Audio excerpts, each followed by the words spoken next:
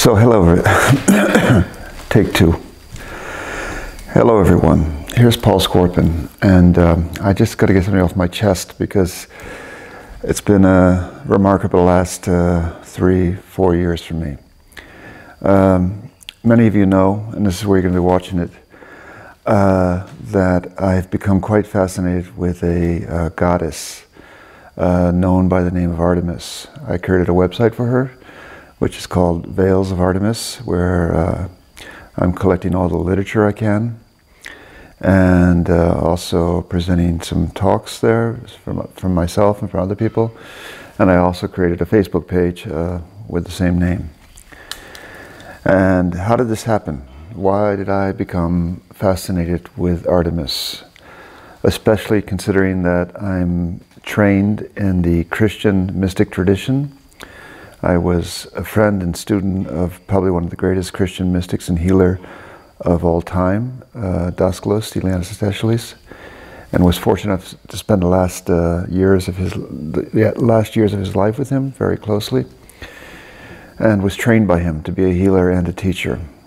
And Daskalos, as you all know, or some of you know, I'm sorry, was very much at home in the Christ and in Christianity, as I have been for the last 24 years since he passed over. But about 3.5 years ago, I guess it was, I decided that I needed a break.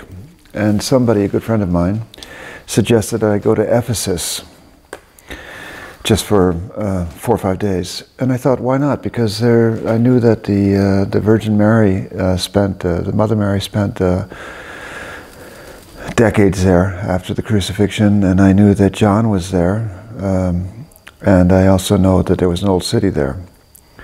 So I packed up my bags and I flew off, and I was moving around Ephesus and the surroundings and visiting the places I had planned to visit, and went to the museum in Selçuk, the Ephesus Museum in Selçuk, and was walking through and looking at the relics that they had collected there and found, the Greek gods.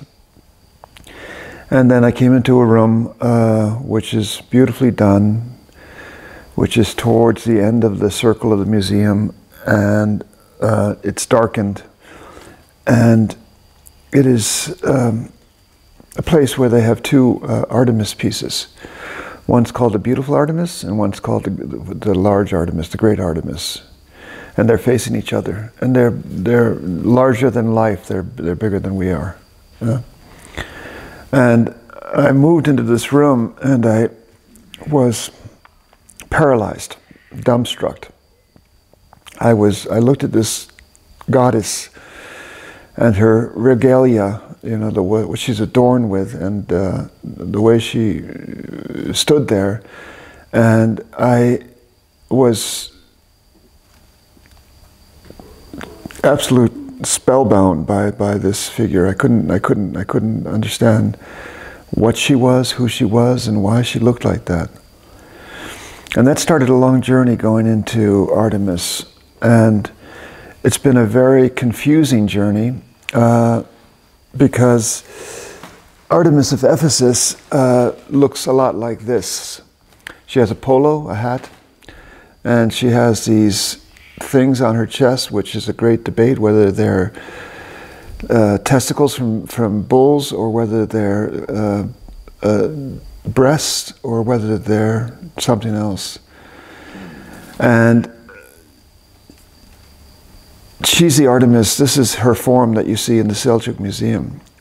But let me share with you something that has been very, very perplexing, extremely perplexing. And I can't help but think that this story with Artemis is probably one of the most intriguing and complicated stories in religious history. Why? Well, Asian Minor is today known as Anatolia, and it has a long history. It's a place where at one end they have Göbekli Tepe, which is over nearly 13,000 years old. It's a temple which they discovered about 20 years ago. And then all the way towards the west, you end up in Ephesus, going over a landscape which has been lived on for presumably over 13,000 years, much longer, without a doubt. And there were settlements all through that landscape. One thing these settlements over these centuries shared was a deep and profound veneration of the feminine. So one of the original goddesses that we know about is called Mata Magna, the Great Mother, and that goes back. What we know about it goes back to Catalhuluk, and that goes back at least 7,000 years. This is a settlement which you can visit today, where they found this great mother who looks a lot like the Venus of Willendorf. And then there was also a veneration in more recent times, and recent times mean the last few thousand years, of Kabila, the great goddess from that area. Now, about 800 years, 900 years before the birth of Christ, the Greeks arrived. And these were not the Hellenic Greeks, these were pre-Hellenic Greeks. And they started settling or occupying the land there in Small Asia and calling it their own. And they were literate in the great literature of the Odyssey and Iliad from Homer, which was written about 800 years before BC, before Christ. And in the Iliad and the Odyssey, there's a description of the Trojan War, of course, and there's also a description of the Greek gods.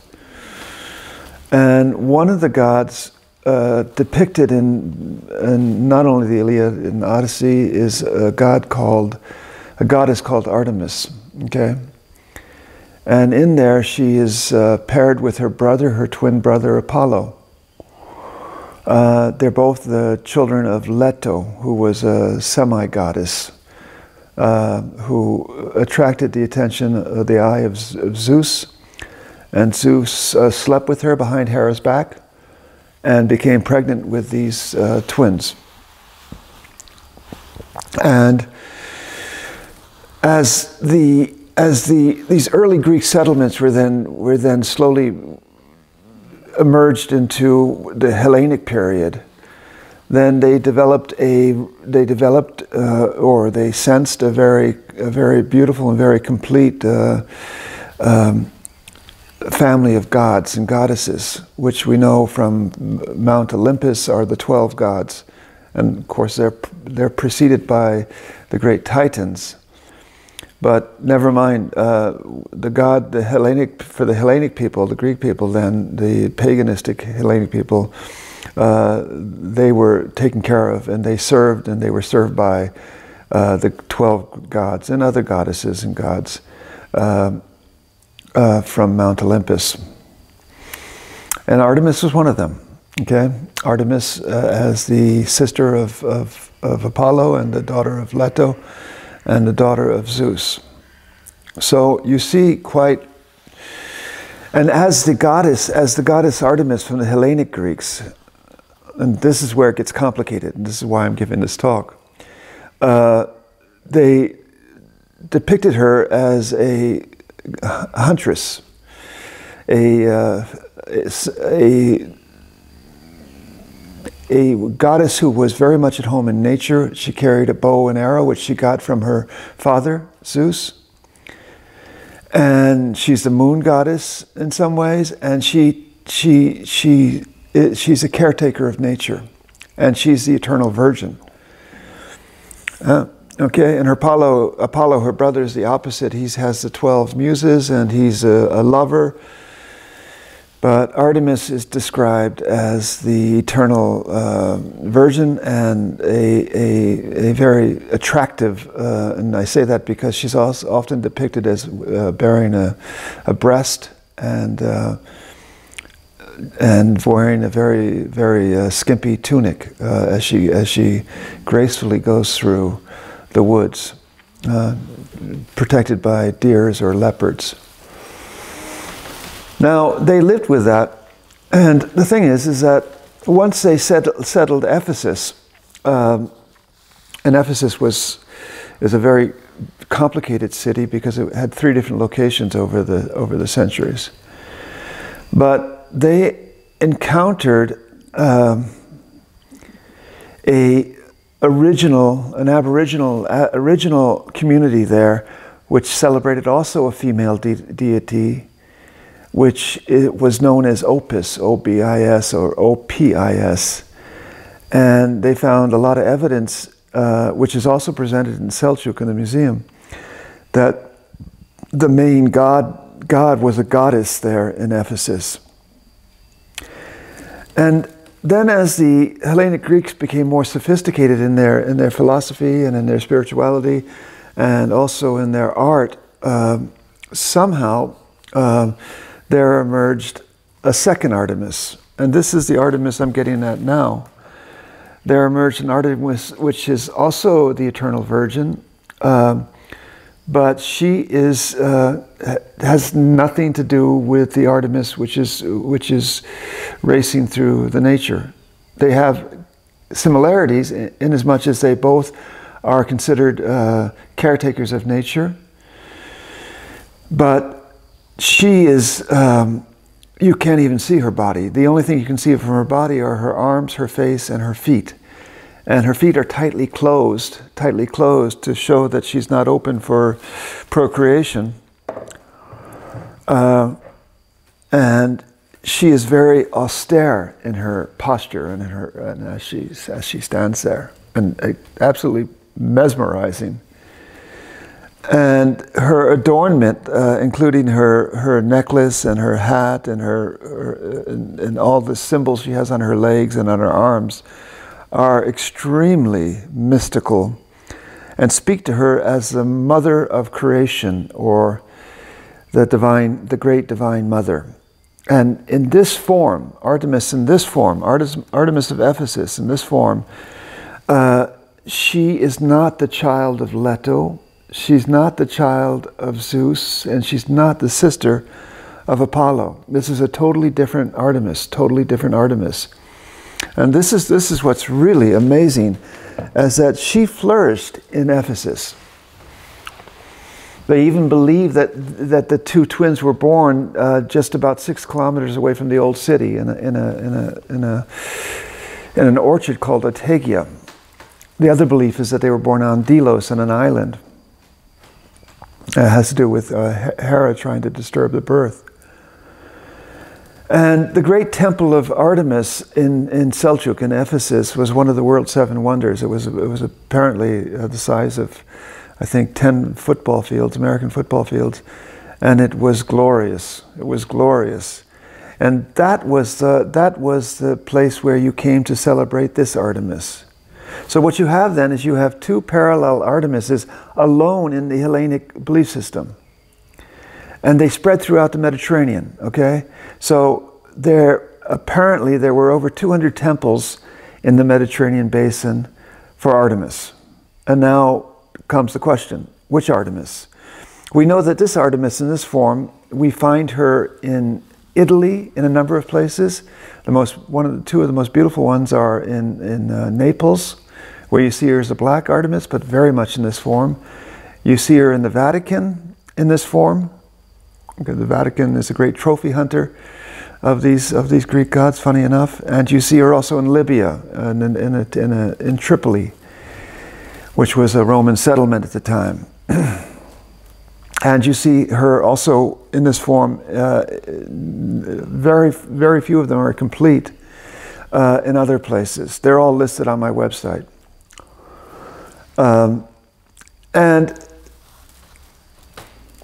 there are then these temples built by the Greeks also throughout the Mediterranean basin, all the way to Spain and all the way to France and all the way to throughout, which were celebrating more the Diana form from the Hellenic belief system.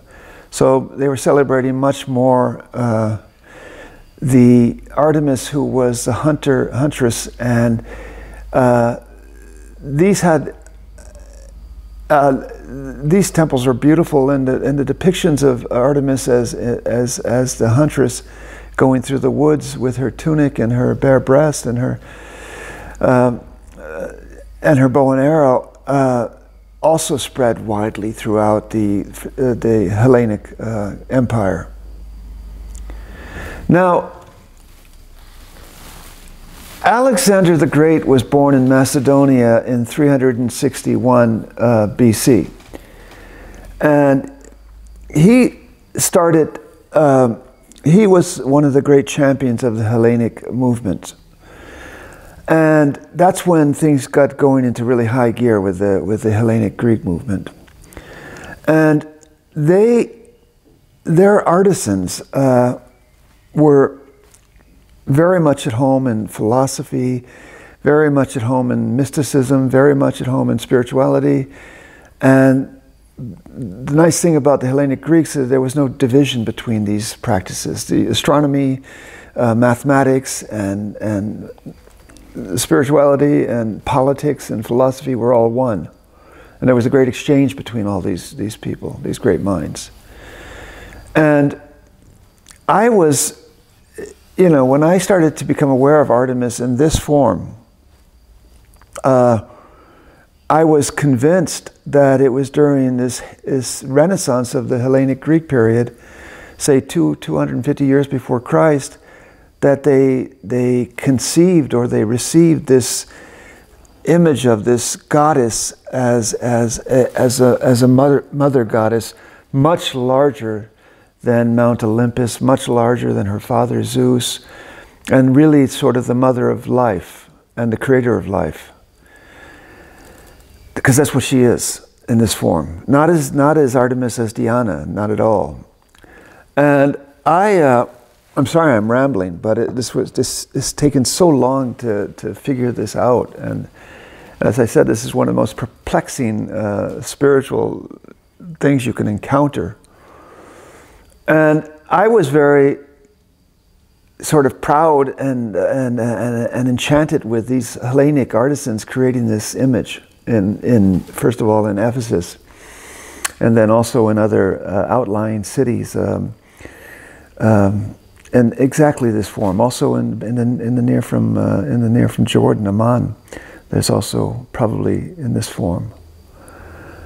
And I had a little bit of problem with the Roman Empire, because the Roman Empire was a movement away from this aesthetics, I thought. Now, I've coming here to confess something.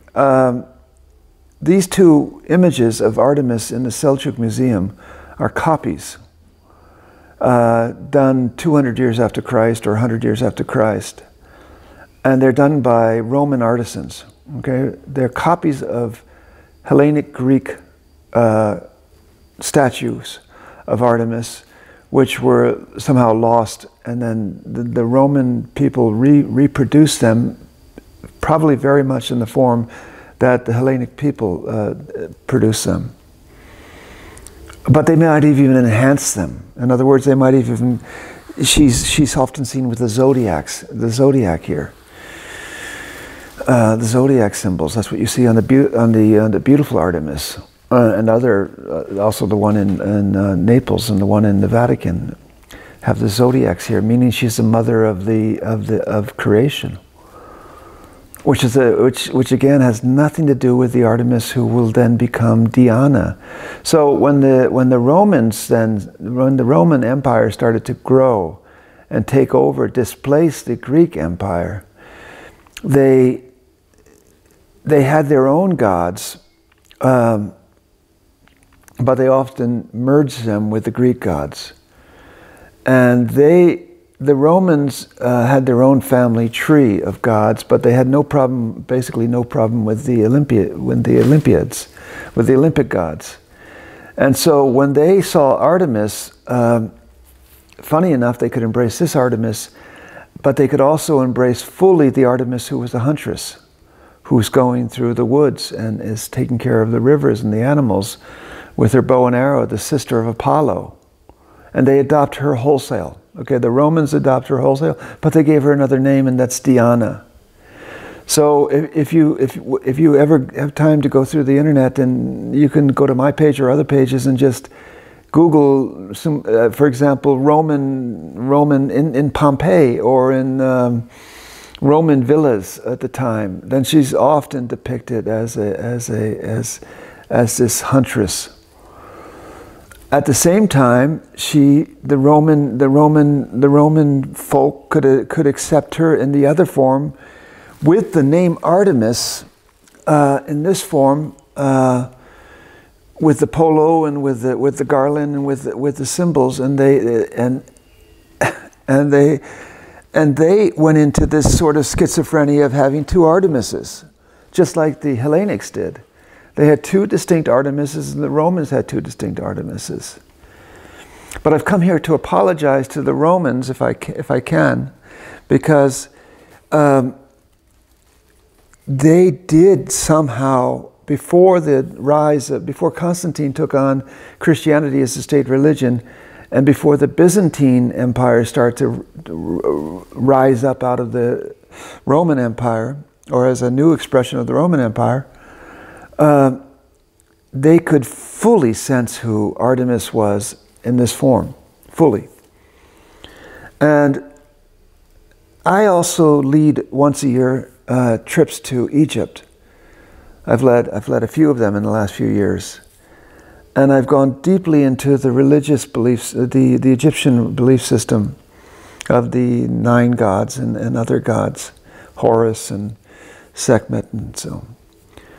And Egypt was occupied by the Roman Empire as well, also from people from Macedonia, the Ptolemies, and the I'm saying that probably wrong. The Ptolemaic Empire, which occupied Egypt before Christ and then until Cleopatra, who more or less brought the end to that, and she was from there, at least that's her bloodline. They built some of the most gorgeous temples after the birth of Christ, and most powerful temples in Egypt, in southern Egypt, that you can experience, including Dendera, the Hathor temple, which was built by them under their auspices, and Esna, which is below Luxor, and then they built Edfu, which is considered to be the most beautiful temple in Egypt, or at least one of the most beautiful temples in Egypt. And then they built Kawambu, the double temple, the alligator temple and the medicine temple. So they built these gorgeous, powerful temples, which we celebrate basically as Egyptian, and we go to them today, and you encounter the Egyptian gods there, but they were essentially built under the auspices of the Ptolemies and under the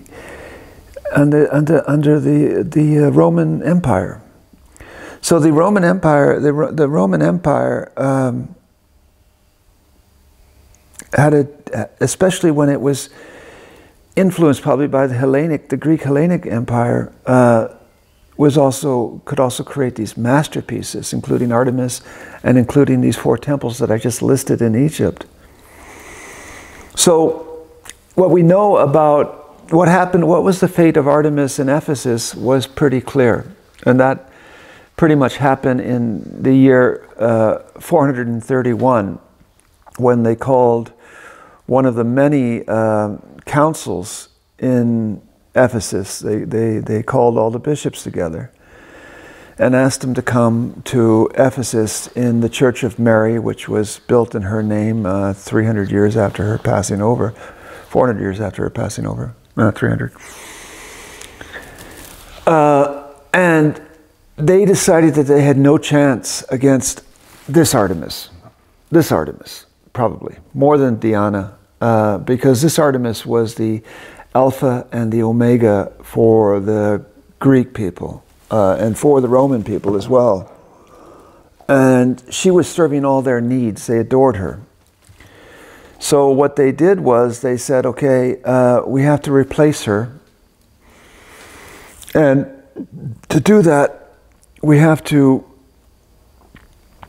re-envision or reincarnate the Mother Maria, the Virgin Mary,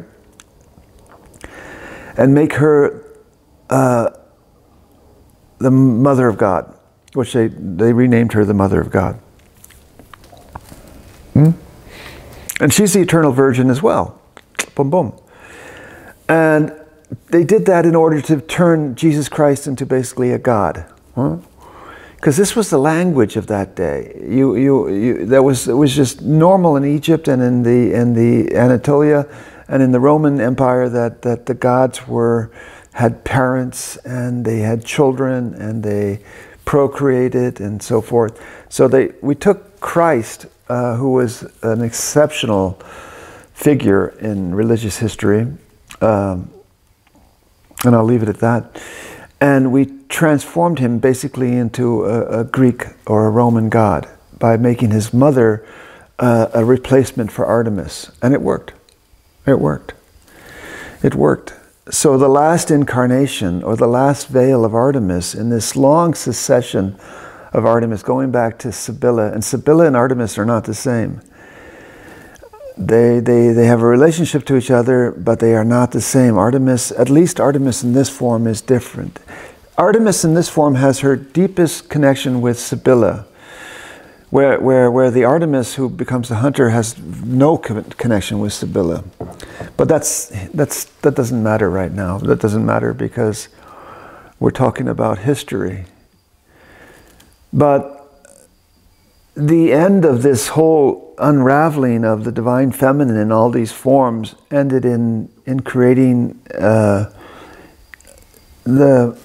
Mother Mary in the form that we celebrate her in the Catholic and Orthodox and Protestant, less in the Protestant churches. And that is the story of Artemis in a nutshell.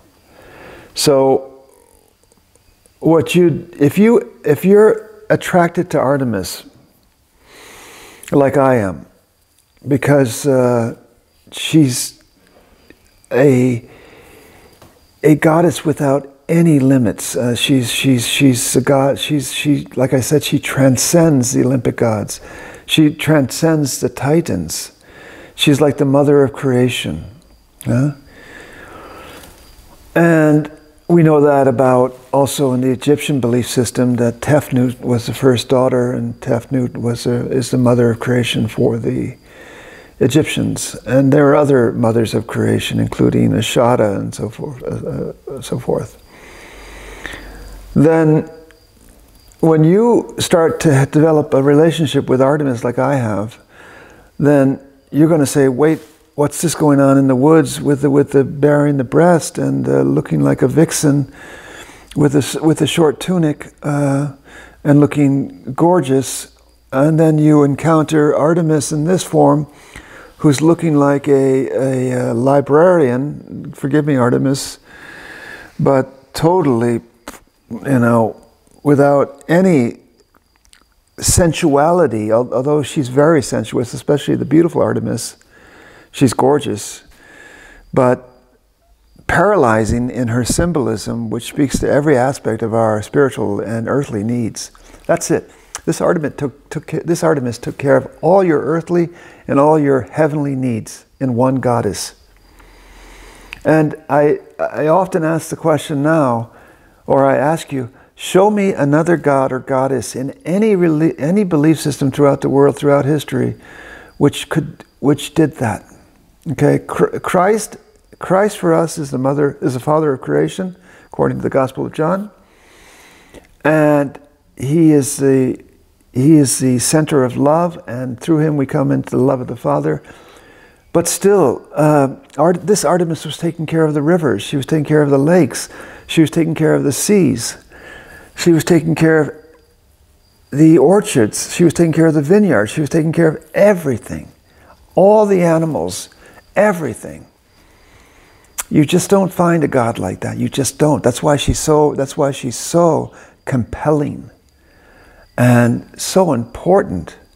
And that's why the early Christian church could not defeat her for over 400 years.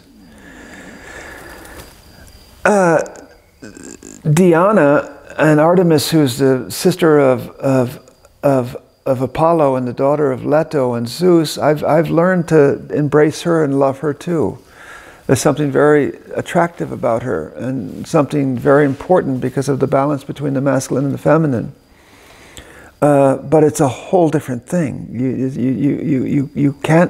You cannot bring the two together. The only way you can bring these two together is by saying, okay, they're both virgins, and they're both at home in nature, taking care of nature, taking care of the wild animals and so forth.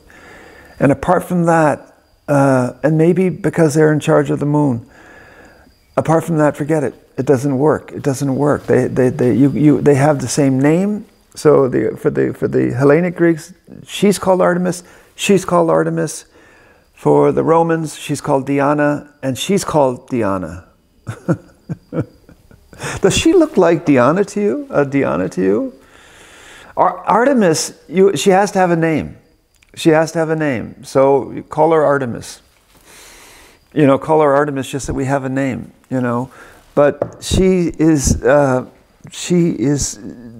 something. Okay. Anyhow, thank you for listening to that. I know I rambled, but this has been such a journey and such a riddle for me to sort of unravel, and it's taken literally years for me to cut through this stuff and see what it is. All right, take care, folks, and take care, especially in this time of Corona. Stay healthy, and if you're not well, I hope you get better well. Pray to Artemis or Diana. All right, take care, my friends. Bye.